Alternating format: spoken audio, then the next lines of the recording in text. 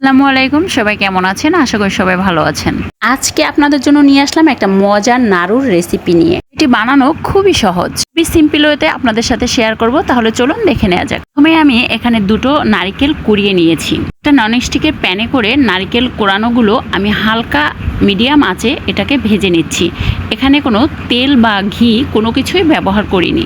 এভাবে অনবরত নাড়াচাড়া করতে করতে নারকেল থেকে এক পর্যায়ে তেল বেরিয়ে আসবে। আপনারা চাইলে না ভেজেও নারকেলের নাড়ু তৈরি করতে পারবেন, তবে সেক্ষেত্রে ফ্লেভারটা একটু কম আসবে। এই যে দেখতেই পাচ্ছেন, আমি নারকেলগুলোকে হালকা ব্রাউন করে ভেজে নিয়েছি। ঠিক এতটুকু পরিমাণে ভাজলেই এনাফ। এবং নারকেল থেকে এক্সট্রা পানিটাও শুকিয়ে গিয়েছে আর সুন্দর একটা স্মেল বেরিয়েছে। এখন আমি এর ভিতরে দিয়ে দেব পর্যাপ্ত পরিমাণে গুড়, যতটুকু প্রয়োজন। দুটো নারকেলের জন্য আমি এখানে 1.5 কাপ গুড় ব্যবহার করব আজকে।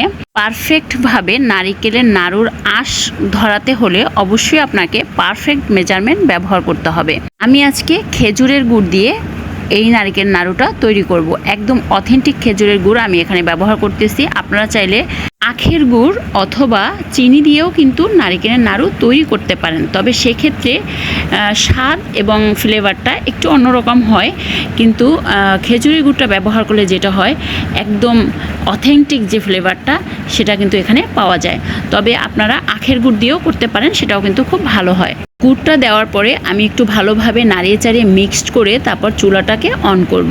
আপনারা চাইলে এখানে সুন্দরভাবে হাত দিয়েও মাখিয়ে দিতে পারেন। যদি কখনো মনে হয় যে গুড় বা চিনি কম হয়েছে, সেক্ষেত্রে আপনারা পাক হওয়ার আগেই কিছুটা চেক করে দিয়ে দিতে পারবেন। আমার নারকেলের সাথে গুড়টা ভালোভাবে মাখানো হয়ে গিয়েছে। এখন চুলাটা অন করে দিয়ে অনবরত এভাবে নাড়াচাড়া করতে হবে, তলায় যাতে না লেগে যায় সেদিকে খেয়াল রাখতে হবে। এই মুহূর্তে আমি কিছুটা মশলা ব্যবহার করতেছি। 3টা ছাল দিয়ে দিলাম এবং 2টো এলাচ ভালোভাবে গুঁড়ো করে এখানে দিয়ে দিয়েছি। একটু ফ্লেভার আনার জন্য আমি এটা ব্যবহার করেছি। আপনারা চাইলে এটা স্কিপও করতে পারেন নারকেলের ফ্লেভার রাখার জন্য, তবে মশলা দিলে সুন্দর একটা ফ্লেভার আসে। এখন আমি এভাবে অনবরত নাড়াচাড়া করব। আর এ পর্যায়ে চুলার আঁচটা আমার মিডিয়ামের থেকে একটু হাইতে রেখে দিয়েছি। খেয়াল রাখতে হবে যেন তলায় লেগে না যায়, পুড়ে না যায়, তাহলে কিন্তু খেতে একদমই ভালো লাগবে না এবং তিতা ভাব হবে।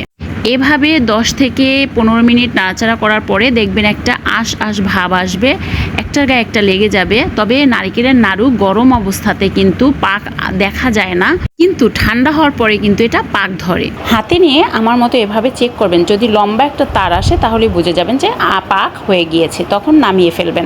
যখনই নারকেল এবং গুড়ের মিশ্রণটা ঠান্ডা হয়ে যাবে, হালকা গরম থাকবে, তখনই দেখবেন একটা আঁশ ধরে গিয়েছে। তখনই আপনি এভাবে হাতটা ভিজিয়ে সুন্দরভাবে গোল গোল শেপ দিয়ে নারকেলের নাড়ু তৈরি করে নেবেন। আলহামদুলিল্লাহ, কি যে একটা ফ্লেভার বের হয়েছে এবং কি টেস্টি হয়েছিল, মাশাআল্লাহ। আমার বাচ্চারা খেয়ে খুবই টেস্ট পেয়েছে। তো আপনারা চাইলে নারকেলের নাড়ু অনায়াসে ঘরে অথেন্টিকভাবে তৈরি করতে পারবেন। স্বাস্থ্যের জন্য খুবই ভালো, বাজারের থেকে বাসায় বানানো অনেক বেটার। সবাই ভালো থাকবেন, সুস্থ থাকবেন। আজকে এ পর্যন্তই। আল্লাহ হাফেজ।